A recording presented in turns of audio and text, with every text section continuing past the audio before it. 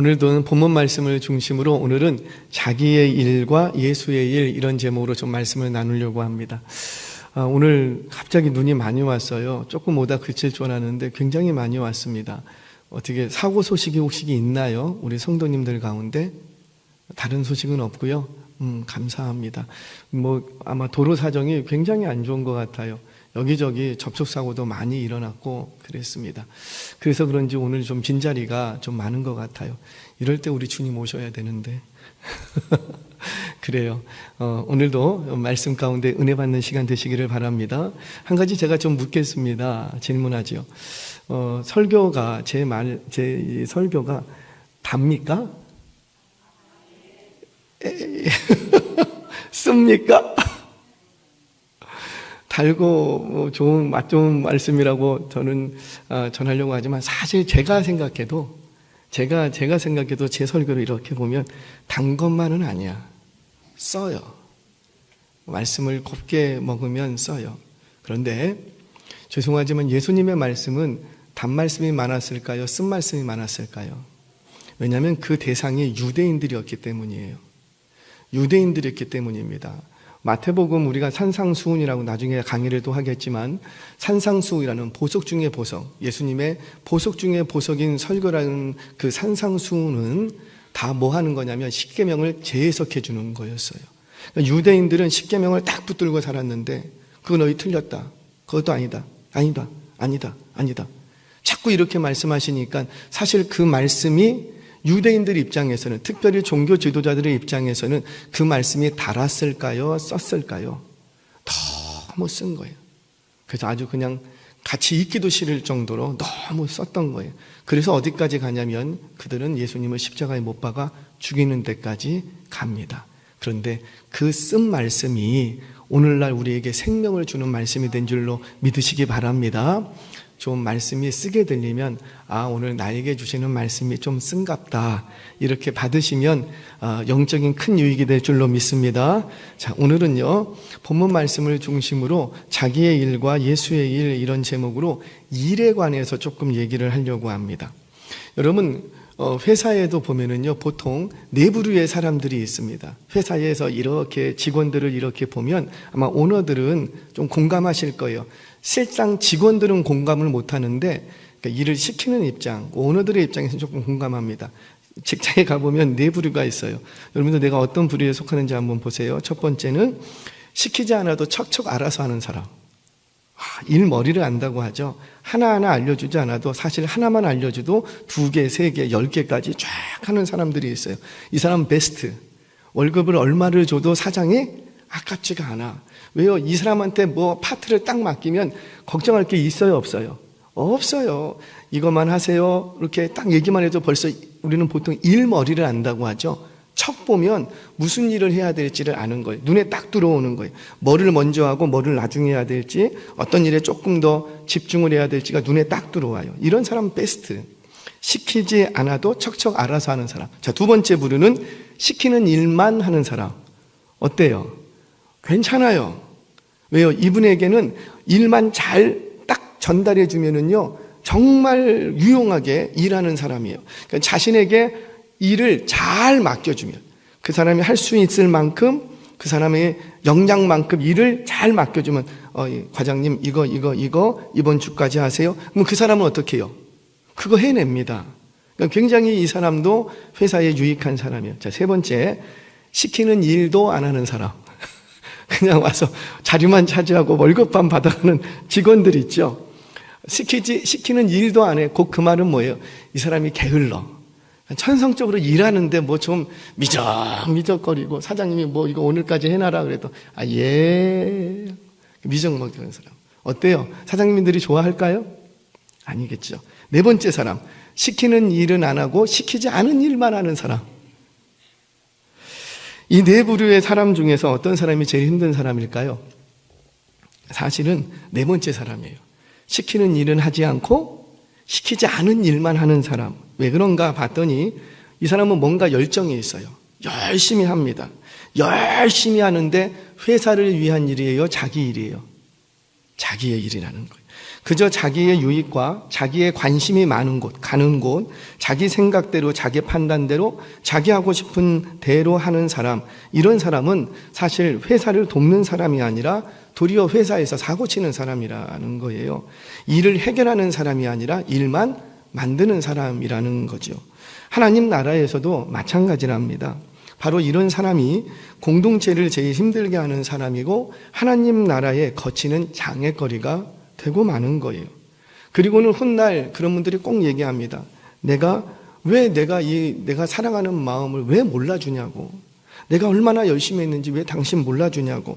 내가 얼마나 수고하고 헌신했는데 왜 몰라주냐고 라고 말하더라는 거예요. 그런데 그거 예수의 일이 아니라 누구의 일이었다고요? 자기의 일이었대요. 자기의 일도 얼마든지 희생하면서 할 수 있어요. 왜? 누구의 일이니까? 자기의 일이니까. 내가 사랑하는 아들, 딸을 위해서는 뭐들 못하겠습니까? 내 생명이라도 내주지요.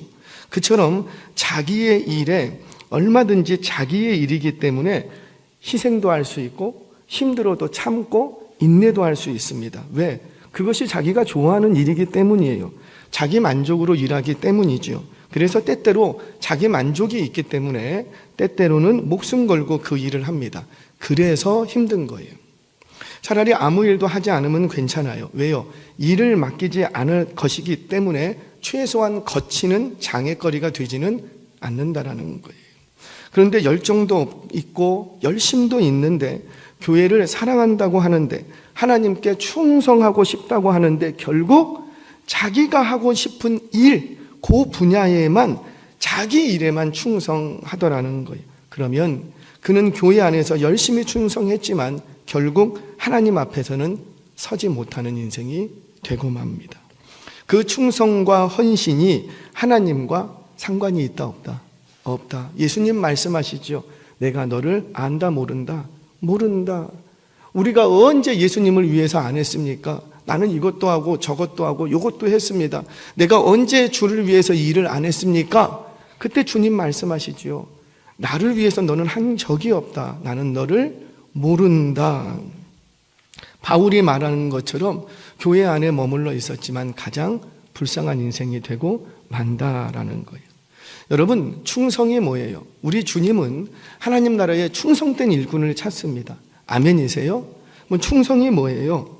충성은 자기 하고 싶은 일을 하는 게 아니라 누구의 명령대로, 그렇죠, 주인의 명령대로 일하는 사람이에요. 그러니까 내가 보기에 이거를 해야 돼, 요 시기에 요거 해야 될 것 같다, 그렇게 하는 게 아니고 누구의 명령을 따라서, 주인의 명령을 따라서. 물론 잘하는 사람은 어때요? 시키지 않아도 누구의 마음을 아니까, 그렇죠, 주인의 마음을 아니까 척척척척 알아서 합니다. 그 일을 수행하면서 주인이 내린 명령, 그 일을 수행하면서 심지어 목숨조차도 내걸고 주인의 뜻에 맞춰서, 주인의 뜻에 맞게 일하는 한 사람, 그래서 그 사람은 주인의 마음을 시원케 한다라는 거지요. 주인이 얼마나 흡족한가를 찾아다니는 사람, 바로 그 사람이 충성된 종이라는 거예요. 그런 의미에서 교회 안에는, 하나님 나라 안에는 봉사하는 사람도 필요하고 헌신자도 필요합니다. 제가 지금 누가 필요하다고요? 봉사자도 필요하고 헌신자도 필요해요. 왜 제가 구분해서 얘기하냐면 봉사자가 헌신자가 될 수도 있지만 아닐 수도 있어요. 그러니까 봉사자와 헌신자는 조금 다릅니다. 어감이. 자, 봉사는 자기가 하고 싶은 일을 해요. 자기의 재능, 자기의 은사, 자기의 형편, 내가 할 수 있는 그거, 내가 좋아하는 거, 다 봉사는 내가 좋아하는 거, 마음 가는 거 하지, 마음 안 가는 거 시키면 싫어합니다. 그게 봉사라는 것의 특징이에요. 그래서 봉사는 하기 싫어지거나 또는 상황이 바뀌면 해요, 안 해요? 안 합니다. 어제는 내가 좋아서 일을 했지만 아이고 이번에는 내가 별로 일이 싫어, 저 일이 더 좋아, 그러면 어떻게 돼요? 옮겨 타는 거죠. 그래서 봉사자가 많은 곳에는 늘 문제가 생기고 불안 요소가 있어요. 그런데 헌신은 다릅니다. 헌신은 어때요? 하기 싫어도 해야 돼요. 그래서 헌신이라는 게 필요한 거예요. 사실 봉사도 헌신이 있다 이렇게 하지만 아니에요. 진짜 헌신된 일에는 헌신자가 필요한 거예요. 심지어 하나님이 이런 감동을 주셨어요. 내가 정말 이걸 좀 해야 될 감동이 있는데 나는 그 일을 한 번도 안 해봤어. 거기에 대해서 문외한이에요. 거기에 대해서 별로 재능도 없고 별로 내가 준비도 안 돼 있어. 그럼에도 불구하고 해야 된다라는 깊은 어떤 거룩한 부담감을 주면은 그거 해야 돼요, 말아야 돼요? 해야 되는 거예요. 어떻게 해야 돼요? 내가 할 줄 모르는데? 배워서. 재능이 부족하면 재능을 배워서, 실력이 부족하면 실력을 쌓아서라도, 모르면 배워서라도, 그래서라도 해내는 게 뭐냐면 헌신이라는 거지요. 어떤 면에서는 봉사는 자기가 좋아서 할 수 있는 일이지만 헌신은 자기 포기가 없으면 할 수가 없는 일이에요. 그래서 헌신은 내 중심이 아니라 공동체 중심이 됩니다. 하나님 나라 중심. 공동체의 유익을 위해서 내가 하고 싶어도 하지 않고 내가 하기 싫어도 공동체의 요청에 있으면 하는 거예요. 저와 여러분이 하나님 나라를 위해서 봉사자가 될 뿐만 아니라 헌신자가 되어주시는 그런 은혜가 있기를 주의 이름으로 축원합니다. 오늘 바울이 하고자 하는 얘기가 바로 이 얘기입니다. 빌립보 교회는 자주 얘기했어요. 빌립보 교회는 정말 괜찮은 교회였어요. 이 시대에 오늘날로 봐도 참 모범이 되는 교회가 될 정도였습니다. 그러나 모범이 될 수는 있지만 완벽한 교회는 아니었어요. 왜? 그 빌립보 교회 안에도 문제가 많았다고 했죠. 선한 모습도 많고 좋은 모습도 많고 본받아야 될 모습도 많이 있지만 문제도 많았던 교회가 빌립보 교회였어요. 먼저 교회 안에서 마음이 하나 되지 못합니다. 일은 진행이 되는데 마음이 하나가 되지 못해요. 그래서 바울이 구구절절하게 너희들 제발 마음은 하나로 해라 그러면서 누구의 마음을 품으라? 예수의 마음을 품으라 계속해서 얘기했던 게 그거예요. 일은 하는데 한 마음이 되지 못해. 그러니까 어떻습니까? 일을 하면서 자주 다툼이 있는 거예요. 다 자기 열심을 가지고 교회를 섬기는 그런 교회였다라는 거지요. 그것 때문에 자주 다툼이 있었고 허영으로 일하던 교회가 빌립보 교회였어요. 이런 교회를 향해서 이 바울은 뭐라고 편지를 썼냐면 내가 너희를 너무 기뻐한다. 여러분 이런 교회 기쁜 교회예요? 아니면 미운 교회예요? 미운 교회처럼 보이지만 바울은 그렇게 안 봤다라는 거죠. 비록 그들이 다툼도 있고 뭔가 부족한 부분도 많이 있지만 이들은 일을 열심히 하려고는 해. 그러니 뭐만 바꿔주면 돼요? 방향만 잘 잡아주면 되는 거예요. 열심히 안 하려고 하는 사람은 열심히 해서 뭘 또 만들어내고 해야 되는데 이 빌립보 교회는 일단 마음 토양이 좋아. 그러니까는 열심히 일하려고 하는 마음도 있고 하나님 나라를 꿈꾸는 마음도 있어. 그런데 이렇게 저렇게 훈련받지 못해서 다툼도 많고 충동도 많고 그래. 그러니까 바울이 어떻게 합니까? 방향만 잘 잡아주면 되는 거예요. 훈련만 잘 시켜주면 되는 거예요. 잘만 다듬으면 보석이 될 수 있는 교회가 빌립보 교회였어요. 그래서 이 바울은 지금 있는 빌립보 교회의 모습보다도 앞으로 되어질 빌립보 교회의 모습을 보면서 내가 너무 기쁘다 그렇게 말했던 겁니다. 저와 여러분 우리 교회도 비록 약한 부분이 많이 있을지라도 정말 하나님이 기뻐하시는 교회로 다듬어져간 보석과 같은 교회 되기를 주의 이름으로 축원합니다. 자, 여러분 사랑하는 하나님의 사람이라면 하나님의 일을 구해야 돼요? 자기의 일을 구해야 돼요? 자, 다시요. 하나님의 사람이라면 하나님의 일을 구해야 돼요? 자기의 일을 구해야 돼요? 그럼 자기의 일은? 내팽개쳐? 자, 여러분, 물론 우리는 하나님의 사람들이에요. 하나님의 사람들이기 때문에 우리의 방향은 어디로 맞춰져야지 되고, 그렇죠. 하나님의 일을 이루는 것에 맞춰져야지 돼요. 우리는 하나님의 사람이기 때문에 방향은 그쪽으로 가게 되어 있습니다. 그런데 안타깝게도 우리는 하나님의 사람인 동시에 세상에 속해 있는 사람이기도 하다라는 거죠. 어떤 회사에 속해도 있고 학교에 속해도 있고 나는 주부로서 아내로서 내가 집사요 또 권사요 그러지만 내가 교회에서도 일도 하고 하나님 나라에 대한 비전도 갖고 있지만 실제 나는 애기 엄마이고 애기 아빠이고 그런 위치도 갖고 있다라는 거예요.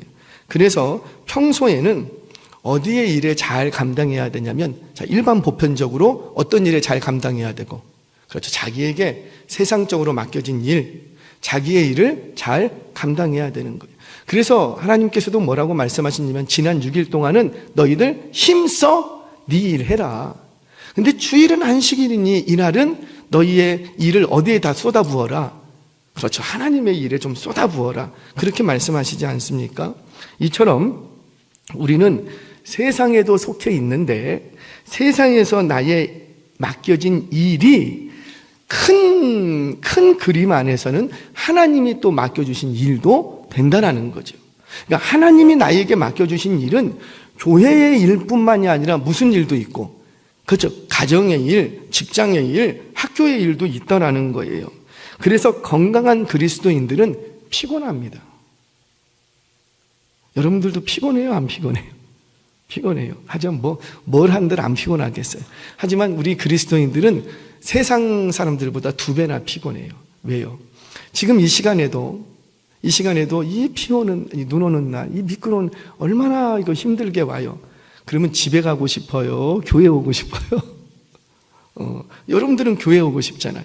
하루 종일 피곤하게 세상 일하고, 일반적인 사람들은 집에 가서 따뜻한 물에 샤워를 한다거나, 아니면 자기 육체의 몸을 단련시키기 위해서 운동을 한다거나, 아니면 자신의 미래를 위해서 사람을 만난다거나, 뭐 이런 일로 시간을 쓸 텐데, 우리는 그 일도 하고, 안 한다는 거 아니에요. 그 일도 하고 또 뭐도 해야 되고, 그렇죠. 하나님의 사람으로서 하나님의 일도 해야 되는 거예요. 그러니 우리는 피곤해요, 한가해요? 피곤해요. 항상 바빠. 왜 예수 믿는 사람들은 그렇게 바빠? 항상 바빠. 집에 가서 우리 구역 모임 끝나면 막 또 뒤에 또 집에 가갖고 집에 일 또 해놓고, 집에 일 좀 하다 보면은 또 막 뛰어와갖고 교회 일도 해야 되고. 왜요? 그럴 수밖에 없는 거예요. 왜? 우리는 하나님의 사람이기 때문에 세상의 일도 잘 감당해야 되지만 하나님의 일도 잘 감당해야 되는 거예요. 그래서 이중으로 힘들어요. 나는 주의 일을 하면서 안 힘들다. 그거 조금 저는 이해가 잘 안 돼요. 힘든 게 맞아요.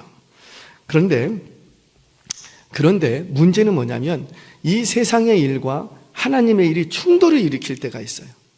어느 거 한쪽을 선택해야 되는 기로에 설 때가 있어요. 그때는 어디를 선택해야 되고, 그렇죠. 하나님의 일을 선택해야 된다. 자, 이거를 조금 더 깊이 얘기할게요. 자, 그러면 세상의 일은 왜 우리가 잘 감당해야 되는가? 아까도 얘기했지만 이 세상의 일은 누가 우리에게 맡겨주신 일이라. 그렇죠. 하나님이 우리에게 맡겨주신 일이라는 거예요. 우리에게 맡겨주신 일터가 있어요. 그거 내 실력으로 내가 찾아간 것 같지만 사실은 누구의 도우심의 손길이고, 그렇죠. 하나님의 도우심의 손길이라는 거예요. 믿으십니까? 인정하십니까? 그래서 그 일터에서 하나님이 내게 주신 일터이기 때문에 정직하고 성실하게, 누구 면 안 깎이게 하기 위해서, 그렇죠. 하나님의 면 때문에 우리는 열심히 성실히 또 정직하게 일해야 됩니다. 그렇게 성실히 정직하게 일해서 수입을 얻어야지 되고, 수입이 없으면 안 되겠죠. 왜요? 여기가 뭐 하는 곳이니까? 일터니까. 공부하는 곳에서 수입을 창출하려고 하면 안 되죠. 여기는 어디니까? 일터니까. 교회에서 수입을 창출하려고 하면 안 돼요. 여기는 일터가 아니에요. 수입을 창출하고 싶으면 어디서 해야 되고? 그렇죠. 일터에서. 우리 하나님이 딱 구역을 정해 주셨어요. 너가 돈을 벌고 싶으면 어디서 뛰어라? 일터에서 부지런히 뛰어다니는 거예요. 그래서 일터를 우리에게 주신 것은 우리에게 수입을 얻게 해 주시기 위해서 우리 하나님이 먹여주시는 방식으로 일터를 주신 거예요. 그래서 그 일터에서 내가 정직하게 일함으로 땀 흘려 소득을 얻고, 그 소득으로 가정 경제가 안정되어야 합니다. 그래서 우리는 일터에 안정을 놓고 기도해야 돼요. 일터가 계속 불안하면 뭐가 흔들리고, 가정 경제가 흔들리고, 가정 경제가 흔들리면 가족 전체가 위태롭게 돼요. 그러면 나중에 하나님의 일을 하고 싶어도 마음은 원이로되 뭐가 발목을 잡고, 그렇죠. 가정 경제가 딱 발목을 잡는 거예요. 그래서 1차적으로 일터도 하나님이 주신 일터지만 우리는 뭐를 잘 감당해야 되냐면, 가정 경제를 안정되게 하기 위해서 일터에서는 열심히 일해야 돼요. 자, 그런데 일터가 그저 경제 활동만 하는 곳이 되어서는 안 된다는 거죠. 왜? 그게 누가 주신 일터니까. 하나님이 주신 일터.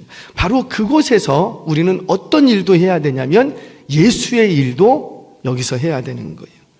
그러니까 예수의 일을 한다는 게 뭘까요? 일터가 안정됨으로 가정 경제가 안정되고 안정된 가정 경제를 통해서 하나님 나라와 주의 몸된 교회와 선교를 위해서 사용될 수 있는 일터로 가꾸어 가야 되는 거예요.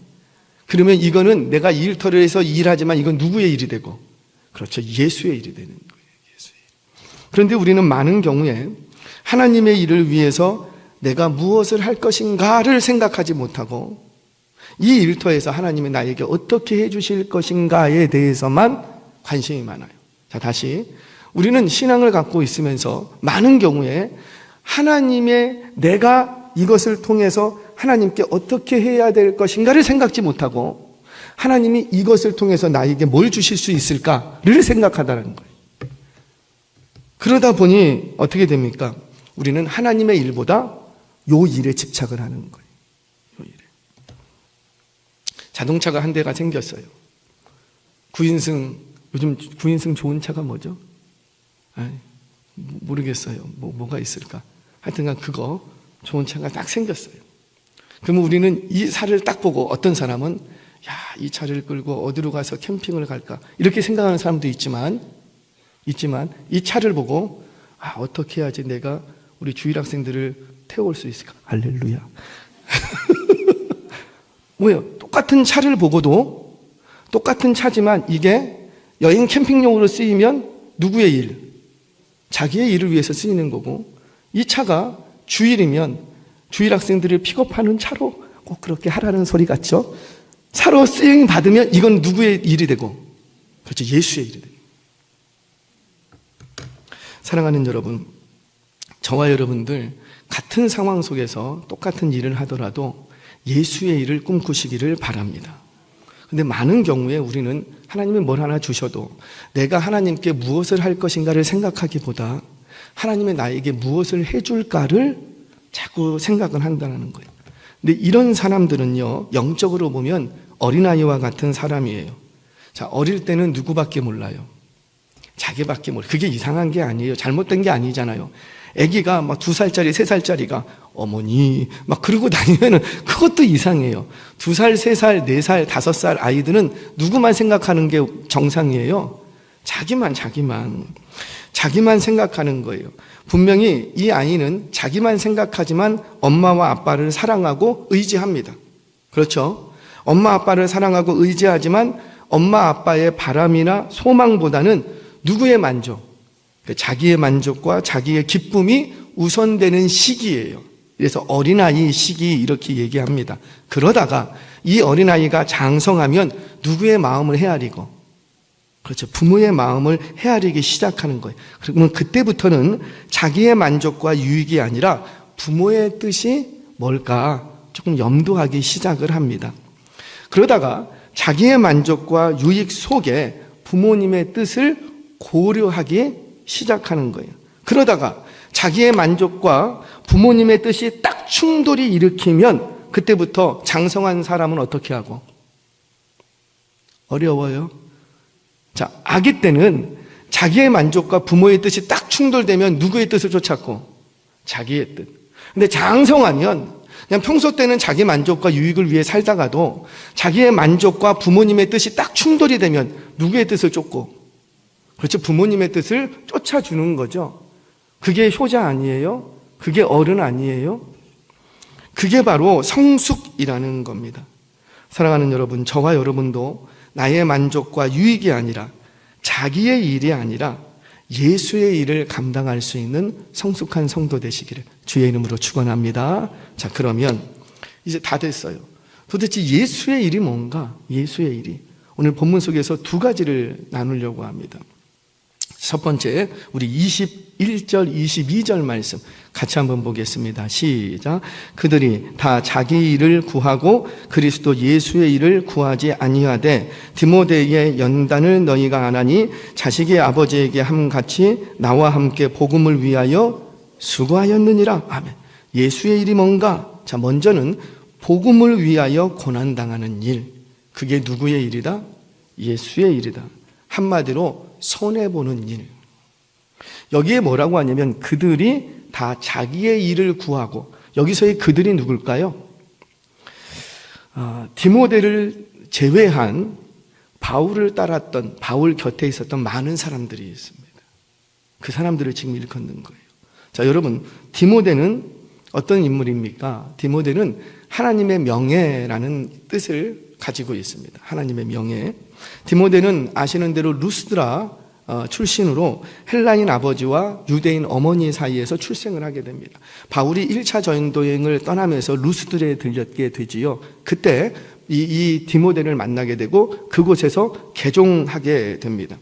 그는 특징이 뭐냐면 어렸을 때부터 경건한 어머니의 신앙 교육을 받았어요. 그래서 어려서부터 성경을 알았다. 성경은 이렇게 밝혀주고 있습니다. 성경에서 하나님을 알았다 이 말은 뭐예요? 성경을 알았다 이 말은 뭐예요? 하나님을 알았다. 하나님을 경외하는 사람이었다 이 말이지요.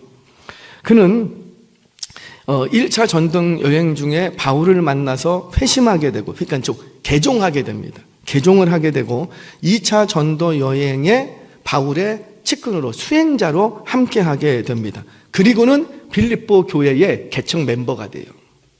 그리고는 3차 전도 여행할 때 빌립보 교회를 들리게 되는데 그때도 함께 방문했던 사람이 디모데예요.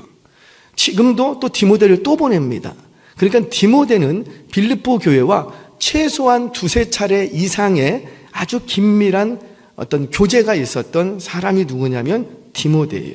자, 방금 전에도 말씀드렸지만 그들이라는 그룹이 있어요. 그들이라는 그룹. 그들은 어떤 그룹이냐면 바울 주변에는 디모데 말고도 많은 동역자가 있었다는 거지요. 그런데 그들은 모두 바울을 따라다니기는 했지만 누구의 일을 구했고? 바울을 안 따라다니는 게 아니라고요. 바울을 따라다니지만 자기 일. 이거 어디서 많이 보지 않았습니까? 예수님을 따라다녔던 초기의 제자들의 모습 어땠어요? 예수님을 따랐어요. 순종하는 모습도 있고 예수님을 따랐어요. 그러나 다 꿍꿍이는 뭐였고? 자기의 일을 꿈꾸던 사람들이었다는 것. 그처럼 바울을 선교여행하면서 많은 이들이 따라다니고 후원도 했으나 그들 대부분의 많은 사람들 가운데 그들 중에는 어떤 사람도 있고 다 자기의 일을 하더라는 거죠. 예수의 일을 구하지 않는 거예요. 그런데 디모데만큼은 그러지 않았다는 거예요. 자기의 일이 아니라 오직 복음을 위해서 고난당하는 것도 마다하지 않았다. 오늘 본문에 보면은 자식이 아버지에게 함같이 이렇게 얘기를 합니다. 너희가 안 하니 자식이 아버지에게 함같이. 자식이 아버지에게 했다는 게 뭐예요?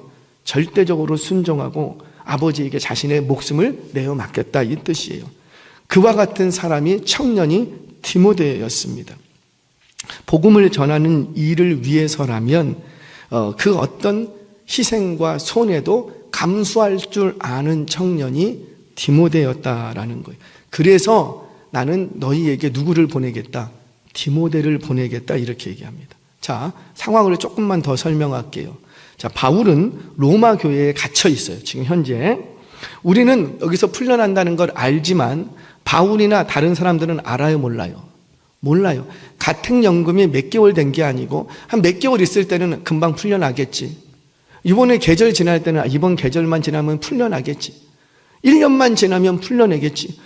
그런데 1년이 지나도 풀려나지는 않는 거예요. 그러니까 무슨 얘기냐면 이 바울이 언제 풀려날지를 모르고 있는 상황이라는 거죠. 그 상황 자체가. 거기다가 심지어 죽임당하는 경우도 많은데 바울도 여기서 죽임당할지도 모르는 거예요. 한마디로 여기서 바울의 시대가 끝날 수도 있다는 거죠. 그래서인지 바울을 따랐던 많은 사람들이 바울이 감옥에 갇혔다는 소식을 듣고 다 누구의 일을 시작하고 자기의 일, 꿈꿔왔던 자기의 일을 펼쳐가기 시작합니다. 다 흩어지는 거예요. 심지어 이 기회에 바울보다 내가 더 유명해지리라, 내가 더 명성을 얻으리라 생각하면서 복음을 전하는 자들도 있었다는 거예요. 우리 이미 살펴보지 않았습니까? 그렇게 다 자기 일을 찾아서 떠나버렸어요. 그런데 그 와중에 누가 1800km나 떨어진 빌립보 교회까지 갈 거냐고요. 그 가는 길이 어때요? 짧은 길이 아니에요. 다 자기 일하기 바쁘다 갔다고 하는데 누가 1800km를 그 먼 거리를 여행 갔다 올 사람이 누가 있겠냐라는 거죠. 그런데 여기서 누가 가겠다? 디모데, 나는 가겠다라는 거예요. 왜? 자기의 일이 별로 없어. 자기의 일이 아니라 오직 예수의 일에 충성된 종이었기 때문입니다. 바울의 소식을 빌립보 교회에 전해주고 빌립보 교회의 사정을 알아보고 다시 돌아와서 감옥에 갇힌 바울에게 전해주어야 돼요. 그러면 왕복 4,000km 돼요. 왕복 4,000km. 수개월을 배를 타거나 걸어서 움직여야 돼요. 어떤 위험이 있을지 몰라요.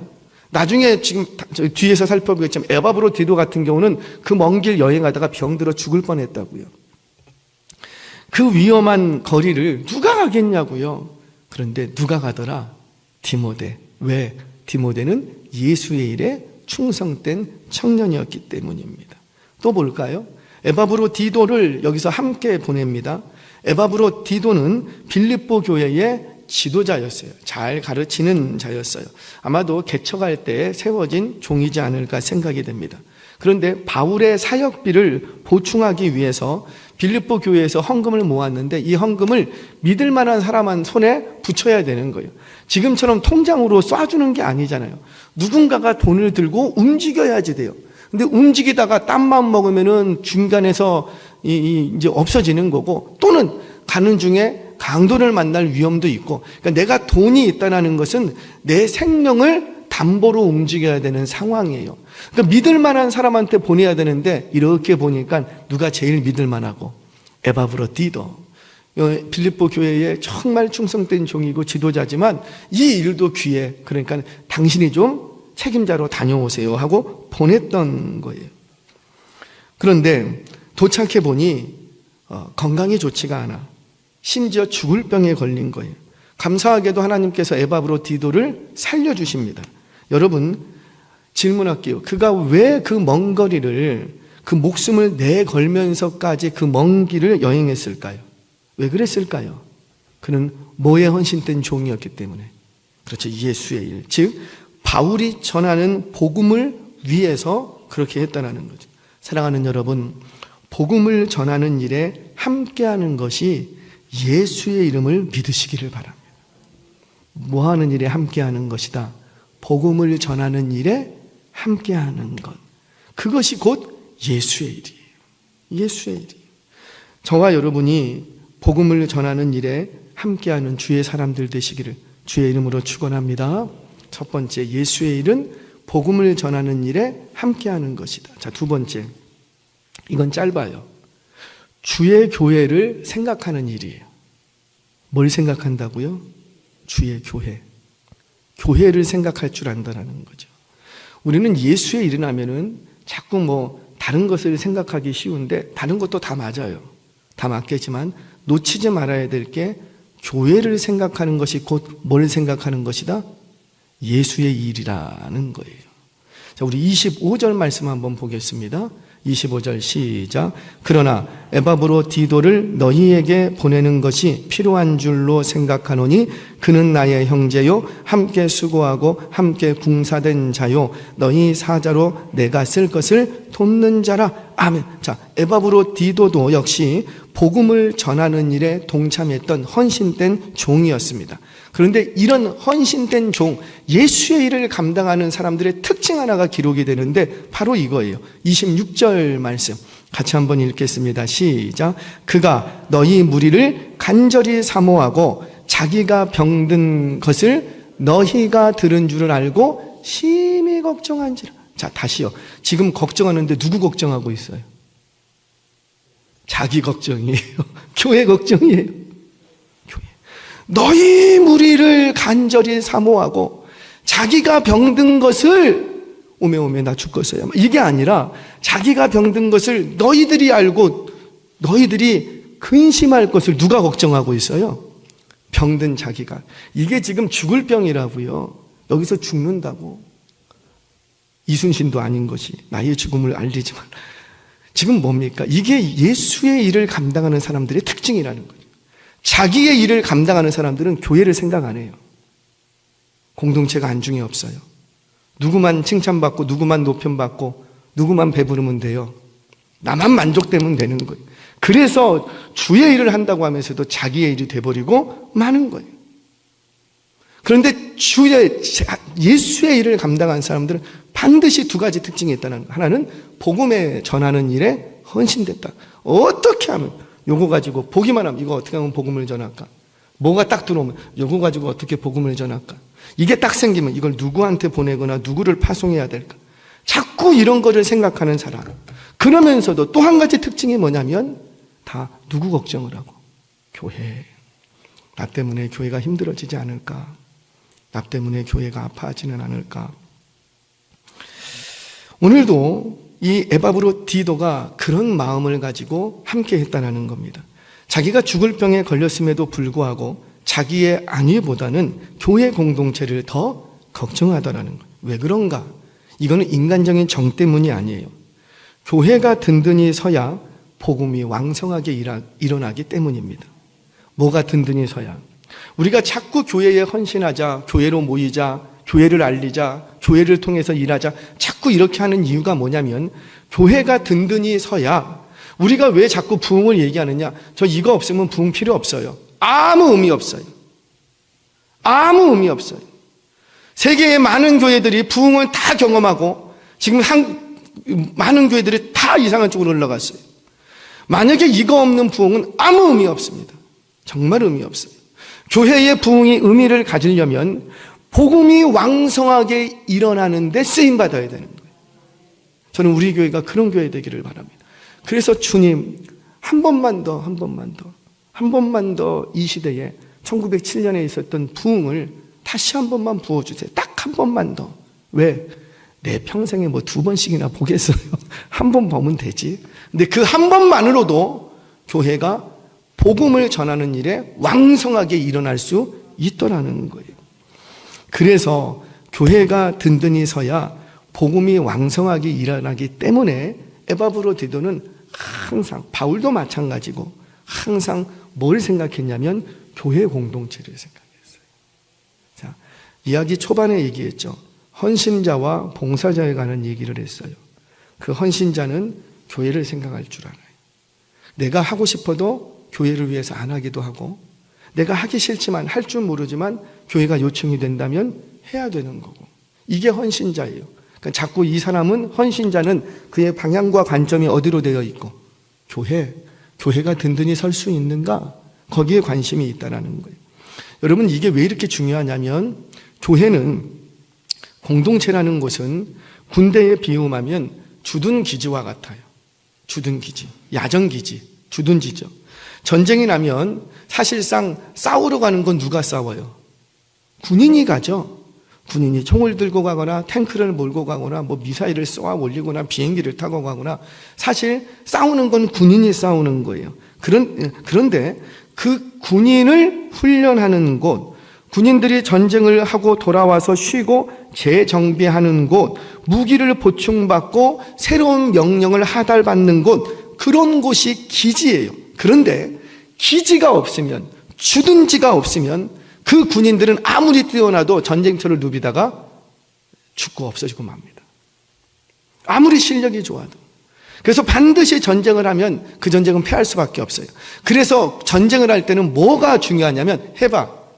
주둔지, 뭔가 이 군인들을 훈련하고 자꾸 보충하고 뭔가 할 수 있는 거점, 그게 굉장히 중요하다는, 그거 없으면 이 전쟁은 실패합니다.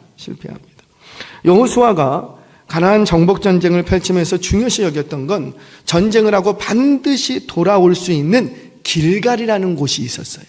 그곳을 굉장히 중요시 여깁니다. 승리했어요. 그 말할 수 없는 여리고성을 무너뜨리고 아이성을 정복했어요. 나중에 얘기하겠지만 사실 여리고성보다 아이성이 훨씬 커요. 어마어마하게 커요. 그 성을 함락시켰다고요. 그러면 이 백성들 어디로 가면 돼요? 아이성으로 가면 돼요. 그런데 그렇게 안 합니다. 승리를 해도 어디로 돌아가고? 길갈. 패배를 해도 어디로 돌아가고? 길갈. 그렇게 길갈로 돌아오는 거예요. 그래서 승리했다면 우리가 어떻게 승리할 수 있었는가? 다시 한번 확인하고, 패배했다면 우리가 무엇 때문에 패배했는가? 다시 각성하고 출격했던 곳이 그 주둔지가 바로 길갈이라는 거죠. 그래서 길갈은 여호수아 군대에게 굉장히 중요한 영적 의미를 가지게 됩니다. 사랑하는 여러분, 예수의 일은 복음을 전하는 일이고 복음을 가르치고 왕성케 하는데 하는 교회를 생각하는 일이라는 거예요. 저와 여러분들 예수의 일을 잘 감당하는 우리 모두가 되기를 바랍니다. 말씀을 정리하겠습니다. 우리 30절 한 절 말씀 같이 읽고 말씀 마치겠습니다. 자, 시작. 그가 그리스도의 일을 위하여 죽기에 이르러도 자기 목숨을 돌보지 아니한 것은 나를 섬기는 너희의 일에 부족함을 채우려 함이니라.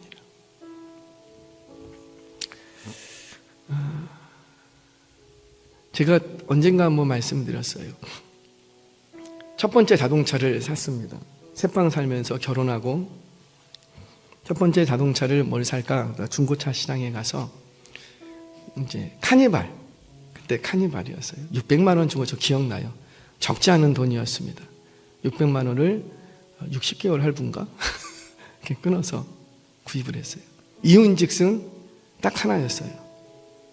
목사님이 차를 안 줘.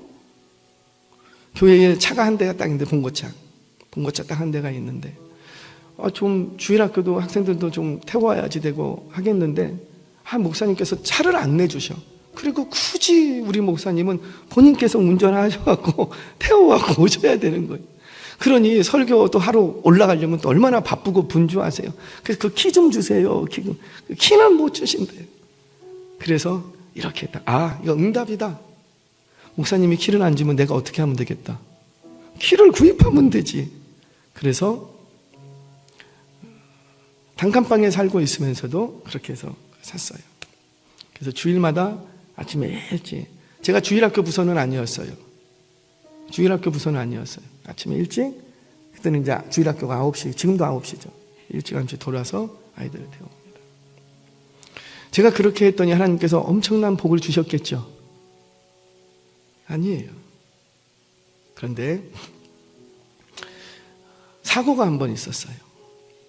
여러분들도 아마 좀 주의하시기 바랍니다. 저는 그때 몰랐어요. 운전하고 그거를 잘 몰랐어요. 보통 차가 2차선이 딱 있으면 우측 사선은 오른쪽으로 돌잖아요. 근데 버스 같은 큰 차가 있으면 1차선에서 돌아요? 2차선에서 돌아요? 모르세요? 2차선에서 돌아요. 그걸 누가 안 알려줬어요. 그래서 분명히 저는 배우기를 항상 2차선에서 돌아야 되는 걸 배워서 알고 있었어요. 근데 버스가 여기 덤프트럭이 있었고 저희 가족이 그날 타고 있었어요. 저희 가족만. 근데 이렇게 도는데 당연히 저는 여기 있는 차가 이렇게 돌아올 줄 몰랐죠. 그런데 이 차가 쭉 밀고 들어오는 거예요.